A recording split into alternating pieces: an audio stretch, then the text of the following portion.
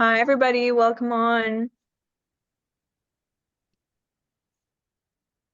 I think we'll wait maybe another minute or so um, before we fully get started, but I am just going to introduce myself and who will be speaking today. So welcome. This is the Navigating Title IX Teen Dating Violence Prevention and Response webinar. If you're joining us as a student, parent, or educator, or if you just want to stay informed on the issue of teen dating violence, we're really glad to have you here today as a part of this discussion. I'm Lola Bessis. I'm the lead intern here at ICANHELP and Digital for Good. And today we are joined with Shale Norris from SafeBAE, as well as Digital for Good's very own social impact manager, Maya Tarantino. Maya is going to be leading the Q&A session after the presentation and presenting our giveaway for attendees. So make sure you stay tuned until the end to get a look at all that. Awesome. Hi, everybody. As Lola said, my name is Maya Tarantino, and before we get started, I wanted to share a little about our organization, Digital for Good. So, Digital for Good is a nonprofit that educates students and adults about digital citizenship, safety, wellness, and literacy. So, through our programs and events, we aim to celebrate youth innovation, empower student change makers, and promote digital safety. So Digital for Good reaches thousands of students nationwide, and its impact is amplified even further by the train the trainer learning model featured in its curricula. Um, at the foundation of our work is the idea that students are really the core to the solution of online toxicity. So the more we can do as administrators and educators to train, guide, and support our students, the more likely they are to take a positive action, right? So, as a brief reminder before we dive into things, we have opened a chat feature for comments and questions for audience members. So, if you think of a question, we don't want you to forget it. So, throw your question in the chat, and then during the Q&A session, after Shale's presentation, I will mention your question and we can get those answered for you. So, if you do have a question, put 2 hashtags before whatever you before whatever question you want to ask, so I know that's something you want answered. So yay, super fun. Without further ado, allow me to introduce our guest speaker, Shale Norris. So Shale is the founding executive director of SafeBAE and has dedicated her career to ending sexual violence and empowering youth activism. As a young activist, she was a founding staffer of V-Day, and it was this higher education prevention work that led her to co-create SafeBAE. Her work will be published in the 2024 Journal of Child Sexual Abuse. Way to go. That's so exciting. So thank you so much for joining us today, and I will pass things over to you. You're on mute. Off to a great start. Thanks so much. Yeah, I mean, before I fully jump in with everything and fire a lot of information at you very quickly, I just want to give a little bit of context for where we got started, how we do our work. We are the only organization of our kind. We are US based and focused, although our work applies in lots of different places. And we are survivor founded and youth led. And by youth led, I really mean youth led. Our board of directors, 2/3 of which are under the age of 25 at all times per our founding bylaws. So I work for them, and they really have the power to set the directive of everything that we do. And that's very much in partnership and allyship with adult allies and experts in the field to help bring those visions to life, but also allow them to keep us in a space that's very authentic to youth experiences. So we started in 2015 with all of my co-founders were the subject of a Netflix documentary called Audrey and Daisy that followed the stories of 2 young women in 2 very different places that were very similar in experiencing sexual assault at the age of 14 and the ensuing impact in their communities and among their families and to themselves. So that's really where we got started and wanted to use connecting art and activism and storytelling to really highlight the issue in a way that hadn't been done before. And what's been interesting in these past 8 years in the evolution of our work. It was, we started pre-Me Too. We started in a space that was not terribly receptive to talking about these issues among this particular age group. It's still such a taboo topic, such a difficult topic to think about and address, particularly among adults, because for many reasons, but least of which is because we didn't have this kind of talk and conversation and education when we were coming up. But what's been very interesting just in this past year, bringing us to this slide, is that for the first time in the history of the youth risk behavior survey report that the CDC puts out, they just only recently had started in the last not even decade, I think, started collecting data on sexual violence and intimacy, healthy relationships, unhealthy relationships, et cetera. And for the first time in history, they actually drew a direct correlation between suicidal ideation and sexual violence among young people. And this is what we've known anecdotally all along, is that the rates of suicidal ideation among particularly this age group that experience any kind of sexual violence or relationship abuse is, again, anecdotally, 100%. It is sky high. It is very difficult for young people to not only report, but access services and bring themselves out of, I think, the self-blame and mental health crisis that ensues after sexual violence. So that's really where we frame so much of our work. How do we deal in this space, not as a gender violence issue, not even as a public health issue, but as a mental health issue? How do we talk about that? How do we have conversations with people in schools who are on the front lines of this, knowing that the number one reason students visit their social worker or school guidance counselor is for relationship struggles? So we know it's happening. We know that there's a lot going on with it, but we also need to break through those taboos. So what we were hoping to really talk to you about tonight was how we do that work in schools, how we partner with schools, how we partner with students themselves, and how we've really looked at the data that exists around prevention programming that has been done previously, why it hasn't worked, why it literally hasn't changed anything in terms of statistical data around the rates of abuse and sexual violence in this age group, and how and why we can reshape that to be better and do better. So I think in the next slide, I want to sort of jump into what that looks like, how we do this work, why it's different, and how schools can get involved in that. So we take a 360 approach to both prevention and response.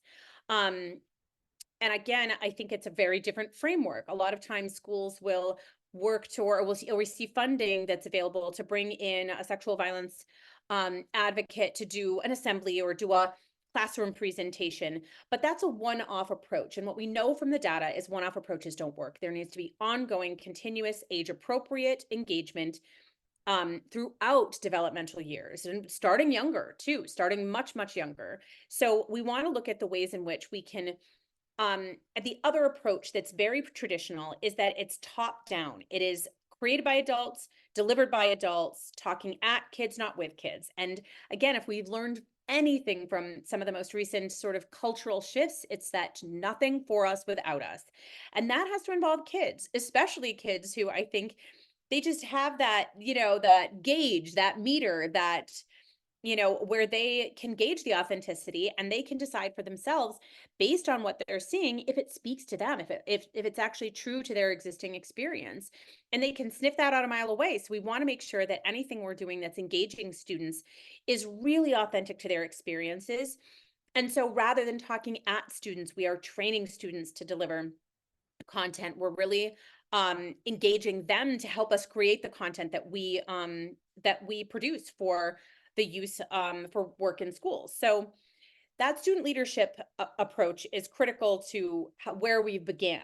And that means that we have a chapter program, that means school clubs, but it also means that those school clubs don't necessarily have to live in a silo. Oftentimes we'll encourage kids, you don't have to start an individual sexual assault prevention club.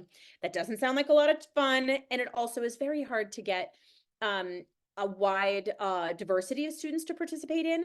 So oftentimes we'll say, take your SafeBAE club, house it within an existing club.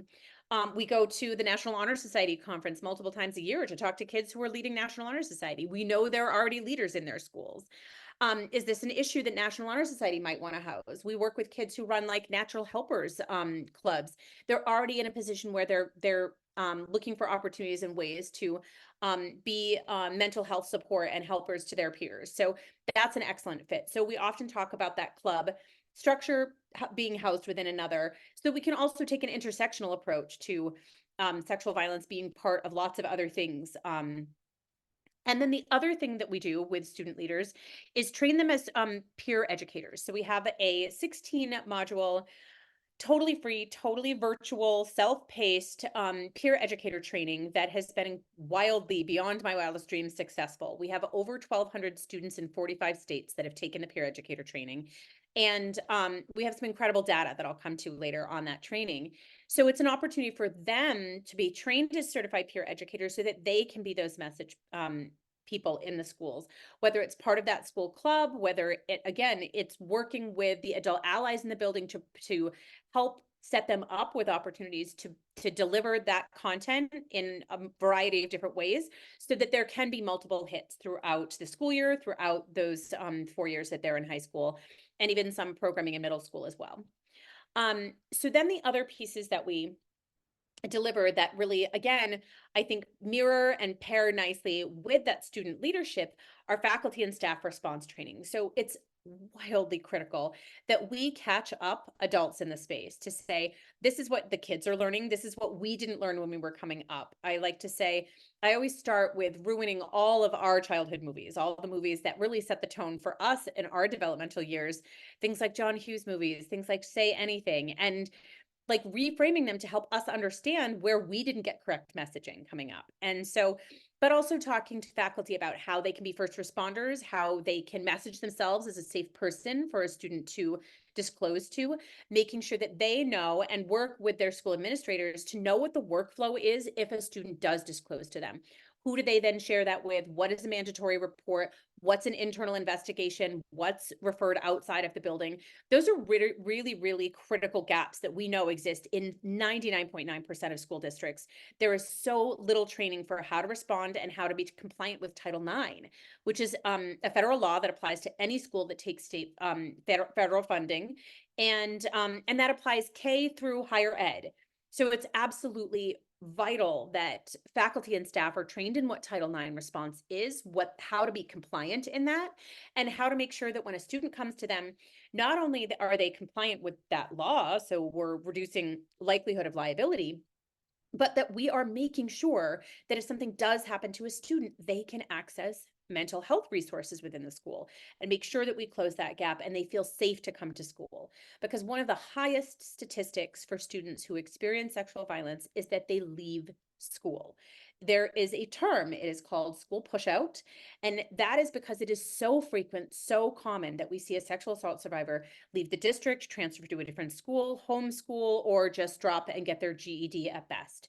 And so we need to close that gap. That is a critical and unbelievably impactful, aside from the mental health of the PTSD that comes with sexual violence, their total lack of access to their education and the derailment of their education is a vital thing that we need to a gap we need to close and something we need to learn about and understand so that we can support and not have that happen. Another piece to that is policy reform. A lot of school districts either don't have or aren't sure or have a pretty limited sexual misconduct policy. And so we know that the protocol in place for responding has to be really, really laid out, very critically outlined, but also something that has to be accessible to all school stakeholders, right? If you've got a beautiful policy, it was written, with all, trauma-informed response, all of the amazing things, and it's put in a file cabinet, nobody knows how to use it, and nobody knows what it is and how to access it, then it's not doing its job anyway. One of the things we love to work with schools on is like, we have all kinds of amazing posters, and we'll encourage schools to utilize that poster design, but put a QR code and a little phrase that says, if you or someone, one of your friends is experiencing relationship abuse, scan this code, and that's going to take them directly to a page on the website that we work with the district to build that says, this is how you report, this is where you report, this is the process that happens once you disclose sexual violence from one of your peers in school, and so that they know what the process of reporting is. And we know that the more reports that a school district gets, the better they're actually doing at helping students know how to do that reporting. It's sort of counterintuitive. We want to see like 0 reports of sexual violence in a school, but we know statistically that is literally not possible. So it is, if you see a higher number of sexual assault reports in a school, it's actually a good sign. It means the school is doing a very good job of letting their students know how to do that. So that's a really important piece as well. We also have a healthy relationship and curriculum, and that pairs really well with that student leadership piece. I always say it's important to not only assign healthy relationship things to silo into a health class curriculum, that it can be done in a cross-curricular approach, and it can be done very well paired with programming that students lead as well. So that's another piece. And then finally, our we also have a program called our accountability training, and that is for use with students in the building who have been reported as perpetrators. It's an alternative to what we know now are the tools in the toolbox of school administrators that are suspension and expulsion for students who have been accused or been found in violation of somebody's Title IX rights. And so we know that that is not a means of reducing recidivism. If we just suspend a student who's been accused or been found in violation, then they're going to repeat that pattern because they're not going to know where we went wrong. So we really worked so closely with students to say, like, what do you actually want? If you are a survivor, what do you want from your perpetrator? And they said 2 things almost 100% of the time. I want them to say they're sorry, and I want them to not do it to another person. So this is an incredible tool to reduce that rate of recidivism, particularly in this age group. The rate of unintentional and unwitting perpetration is so high. They think they are masters of consent and they are not. So we need to help those students reduce their likelihood that they will re-victimize another person. So, and also give, school administrators tools to do like a form of restorative justice. It's not applicable in every case, but we want to have as many tools as we possibly can. So that's how we take a full 360 approach. It is a lot. We do not expect any one school to just throw all of this stuff into their kit and start right away. We always say, let's start with an entry point. And we want to make that as easy as humanly possible for any school, because what we know from our pilots is really, really profound. So I'm not sure what I have on the next slide. I hope it's a statistic. Oh, so coming back to Title IX, I assume anyone here is probably relatively aware of Title IX and may have some questions. So I want to make sure that I sort of open that up at the end of the presentation to make sure that if anyone does have any questions whatsoever in the next slide, just to cover sort of briefly what we focus on, because Title IX does cover a lot of content, but I'll maybe save time. One of the things that we do is create a lot of informative video content with students. So this is a PSA about what Title IX is that we share with students and school administrators all the time to help demystify what Title IX is, what students' rights are. Equal access to education is really what it comes down to. And so that equal access to education is across the boards, but I think there's been a lot of confusion in the past couple of years, particularly around the Department of Education's revamping of Title IX, and we know it's going to be revamped again. So I think there's a lot we can do to work with schools that goes above and beyond Title IX. You don't have to wait for the Department of Education to issue those mandates. We know we can serve survivors in the absolute best way, regardless of what malarkey is happening in the Department of Education. We know that that should just be the floor. It should not be the ceiling. So in that next slide, I'll skip playing through the whole thing. You can always come back and watch it on our website, but I just wanted to at least share with you some of that educational content. But what we really cover is that piece about the fact that it is the law, that it's that applies to all public schools, as well as any school who takes federal funding. And one of the things that's really important to know is that that is almost every school, including private schools, because almost all of those private schools also took COVID supplemental funding, and that is federal funding, and that means those laws now apply to you. So even if we know that there's a private school it is absolutely critically important that they know that that applies to them as well. And it protects that equal access to education for all genders, gender identity, sexuality, and that it ultimately means that everyone has a right to feel safe in school and school related activities. So in the next slide. Oh, so this is actually, I should have just been having you go through these the whole time. So this is the accountability training I mentioned before. And again, all of this is available on our website, and I'll provide some links at the end as well. And that next one, I think so this is some of the data around the schools that we have piloted and the peer education training. So what we know is that this is some of the most effective resources. What we do with our students is they take a pre-survey and then they have a matched survey at the end. So we know exactly how much they know coming into our training and exactly how much they know coming out. We have seen drastic increases. I know I'm seeing a couple of questions come in, so I want to answer those. So, and I think it goes without saying that this is the kind of data that we want to see. We want to know that kids are taking massive insight from what they're learning and that they're able to disseminate it out to their peers. And not only their knowledge increase, but in the next slide, we'll talk about actions as well. We want to know that their knowledge has grown, but that their actions, and that means things like a 38% increase in stopping a partner who was pressuring sexually, increase in discussing consent with a partner. These are critically important actions and tools that we give kids to advocate for their own body autonomy, their own boundaries, and being able to do that with themselves as well as share with peers.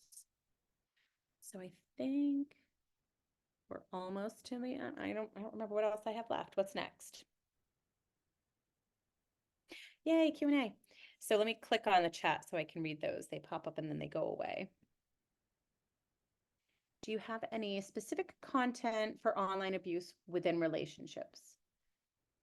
Online abuse within relationships. So that's like if somebody's dating someone and they're abusing them online. Is that what you mean? Yes. I guess we don't get that like specified. We kind of have generalized online abuse. We talk at length about the risks and ramifications of sending intimate images, but also things like healthy relationship markers or red flags, as we like to call them, the opposite of healthy, that happen in and outside of long-term or any kind of relationship, because we want to make sure that whether it's in person or oftentimes that virtual communication, that it's respectful communication, that they have all the tools to spot unhealthy relationship behavior, toxic behavior in their own relationships as well as peers. So, and I think we don't necessarily silo just the online piece of things. We kind of put that all into all the types of communications. How do you deal with the differing definitions of rape, sexual assault? How do you teach that to youth? So oftentimes, I wish I had it right handy, actually. We tend to look at the spectrum of abuse. So we'll do a whole training around the very specifics of what constitutes sexual assault, what constitutes harassment, and what constitutes legal definition of rape. We oftentimes don't, I shouldn't say legal definition, because it does vary from state to state what constitutes legal definition. So we talk about what is defined as bodily autonomy and by bodily autonomy violations. And again, we talk about that and very much parse out. We have like a poster that we use and like graphics that we use to talk about what that spectrum is, as well as rape culture and how rape culture like paves that way for harassment, which paves that way for assault, which paves the way for, actual penetrative rape. And so we do define those different pieces for kids. So it's very, very clear, and we're using very precise language. Does your content teach students how to have those difficult conversations and how to respond when a peer discloses to them if they were abused? Absolutely. I'll answer that last part first. One of the things we always say to students is that the first person that any student discloses to is the person that they feel safest with, and their response will set in motion one of two things: access to healing and feeling believed and safe and protected and supported, or a path toward shame, secrecy, self-blame, and not access to mental health issues. So it is absolutely one of the most important things we do is to teach students how to respond if a friend discloses, because they are that first responder. We know they're going to go to their friends before they're going to go to a parent or a trusted adult oftentimes. So that friend is going to be the person who sets in motion one of those two things. So I say, everybody's like, I don't know what the right thing is to say. And we absolutely tell them there is a definitive right thing to say. I am so sorry this happened to you. I am so glad you felt safe to tell me. And how can I support you? Because sometimes our instinct is like, we have to report them. We're going to get them. That is not the most helpful thing for a survivor. Try to quell your want to bring justice immediately and, the hammer down. I think the most important thing to remember is that someone who experiences that violation of body autonomy has lost control. They have lost that sense of their own power over their own bodily autonomy. And so you're demanding what their next step is, even if it's in their absolute best interest, is still taking that control out of their hands and dictating what they do. I do want to clarify that if their own safety or, to risk to themselves or others, or more abuse is at risk, then that that should be reported to a trusted adult and someone who can make sure that person stays safe. But otherwise, it's much more about listening and believing and, saying those things, and making sure that you stay out of victim blaming territory. What were you wearing? Why didn't you leave? Were you drinking? You should have known that would happen if you went back to their place, things like that. So we have a ton of graphics, posters, things like that to really help make sure we keep them in the lane of the best things to say versus the unhelpful and victim blaming things to say. Yes. And so in terms of content, teaching students how to have those difficult conversations, yes, that's why we've seen that huge data, that huge shift in our data from what they're able to and know how to say before they take the training as to after. We teach them absolutely how to maintain their own bodily autonomy, how to not only advocate for what they're comfortable with, but know what they're, what is, acceptable, right? Like one of the things we talk about in consent is that the consent is revocable, that you can change your mind at any time. And I say to every student, I do not care what you have done up until that point. I don't care if you've done it before. I don't care if you've done it before 1,000,000 times. I don't care if you said yes 15 minutes ago. It does not matter what you are wearing, if you are wearing anything at all, or where you are, you can change your mind at any time. And as a partner, you should be prepared and asking your partner over and over, do you want to change your mind? Should we stop?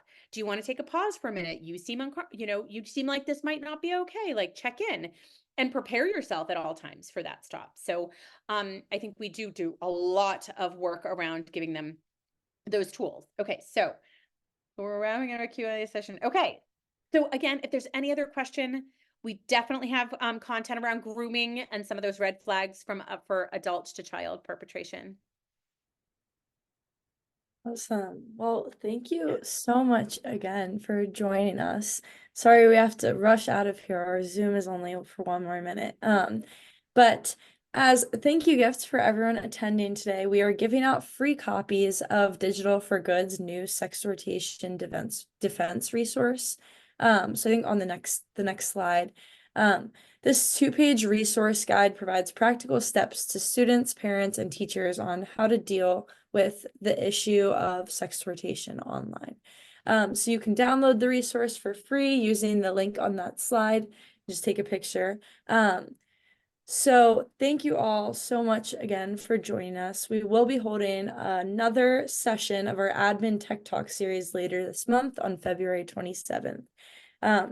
As we close, I encourage everyone to scan the QR that's not up anymore, but check out our website. And you can see all of our events. So thank you again for your wonderful presentation, and thank you to our audience members for tuning in.